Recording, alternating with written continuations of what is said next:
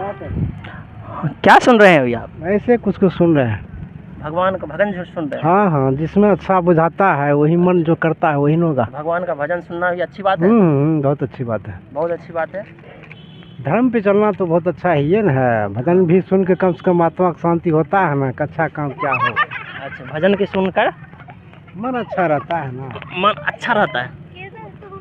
आपको अभी अच्छा महसूस हो रहा है? हाँ ठीक। ठीक है, अब तंदुरुस्त हैं। कहाँ हुआ आपका घर? बखड़िए। बखरिए हुआ। तो कौन भगवान को सबसे ज़्यादा मानते हैं आप? भगवान को तो भोले बाबा को मानता है, खाटू बाबा को मानता है, श्याम वही हुआ, सब तो एक ही हुआ। सब एक ही हुआ। हाँ। तो सावन है अभी, तो जल चढ़ाने बाबा को गए कि नहीं? हाँ, जल चढ़ाने के लिए गए गढ़पुरा हरिगिरी धाम। गढ़पुरा हरिगिरी धाम गए। तो बाबा से क्या मांगे? भोले बाबा से क्या प्रार्थना किए? बाबा से कुछ नहीं मांगना, बाबा को बस याद करना कि बाबा हमेशा खुश रखे, बस हो गया। क्योंकि मांगने से तो कुछ होता ही नहीं है। हाँ। हम गए खाटू धाम गए ना, इस बार 15 दिन हो गया। पहले वृंदावन गए। अच्छा। अब वृंदावन में दंड दिए, 7 दिन रहे वहाँ। और दंड दे के फिर चले गए खाटू धाम। खाटू धाम जो गए तो वहाँ पर जो है ना, तो बोले कि जो पर्ची पर लिख के ना से जाओ बाबा से मांगने के लिए। हम बोले नहीं नहीं, बाबा से एक ही चीज़ प्रार्थना करेंगे कि बाबा स्वास्थ्य अच्छा रखे और फिर से कृपा करे जो भगवान जो फिर दोबारा आ जाए। दौलत मांगने से क्या होता है? अभी आप क्या करते हैं? अभी हम जो काम धंधा होता है वही सब करते हैं। हाँ, वही सब करते हैं। अच्छा, भोला बाबा से आप कुछ नहीं मांगे? भोला बाबा कहे कि भोला बाबा से क्या मांगना, हम जानते हैं कि आधा प्रॉपर्टी भी धरती पर दे देगा तो फिर भी फायदा नहीं है। हाँ। ना, क्योंकि हम देख चुके हैं ना संसार को, पूरे प्राप्त कर चुके हैं।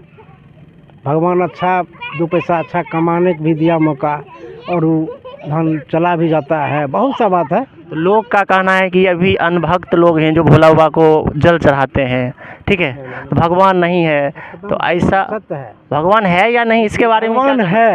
हाँ। भगवान है, किनको लिए है सो बताते हैं। जिनको सारा सुख मिल चुका है उनको भगवान नजर नहीं आएगा। यदि जिनको सब चीज़ मिलते हुए कष्ट काट के फिर से प्राप्त करता है उनको पता चलता है, अनुभव उन्हीं को होता है।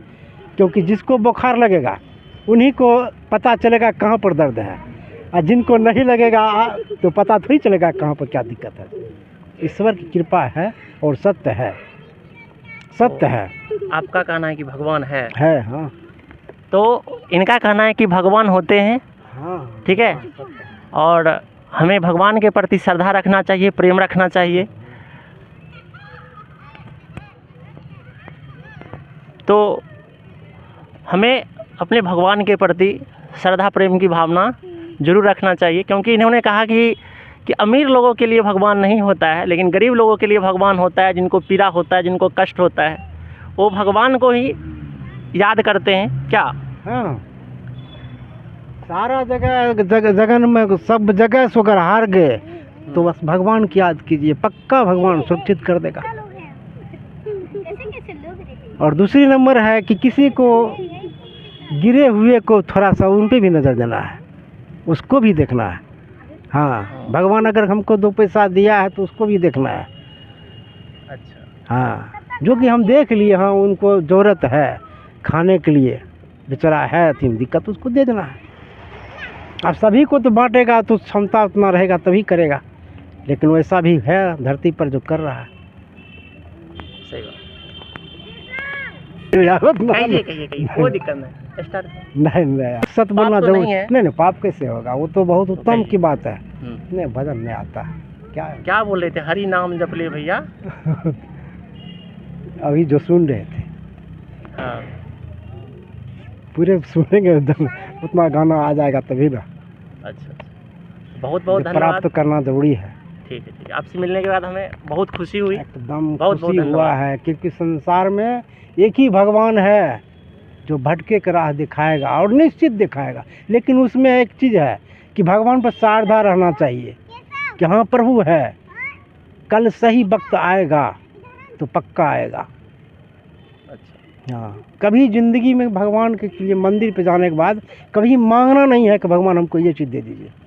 जो जानते हैं दे भी देगा तो नहीं फायदा। तो हमें भगवान से मांगना नहीं चाहिए, उनके प्रति प्रेम रखना चाहिए। प्रेम रखना चाहिए। भगवान क्योंकि खुद हम देंगे जानते ना। हैं, हम जानते हैं हम मांगेंगे 1 लाख तो भगवान 50 करोड़ दे सकते हैं, उनके लिए कोई गिनती नहीं है। गिनती नहीं। क्योंकि चलते राह में भगवान दे देता है जिनको प्रभु है। हम यही श्रद्धा रखते हैं भगवान पर।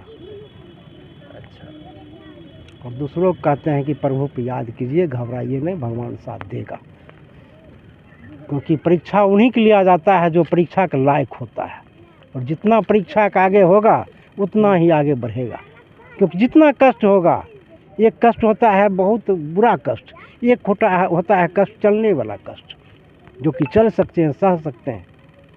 जिस तरह राम भगवान वनवास गए, उतना कष्ट काटने के बाद भगवान को ये नहीं हुआ कि हमारा महल जाना है। उसी तरह है कि हमको पीड़ा हो रहा है, सही होगा तो होगा ही। भगवान पर आस्था रखेंगे, सही होगा तो कोई कुछ नहीं बिगाड़ सकता है। बस भगवान पर है, सही होगा तो होगा।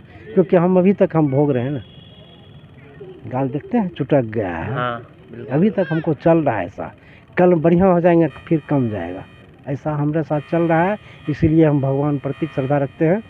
यहाँ हरिगिरी धाम गए, दंड दे के घर से गए, हरिगिरी धाम गए, दंड दे के गए, जल चढ़ाते हैं। भगवती स्थान में 9 दिन दंड देते हैं और अथी करते हैं, कथा पढ़ते हैं।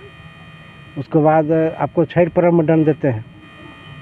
तो इतना अगर भगवान का भक्ति करते हैं तो आपका परिवार कुशल मंगल सब है ना? परिवार कुशल मंगल तो है ही, और अपना भी ठीक है।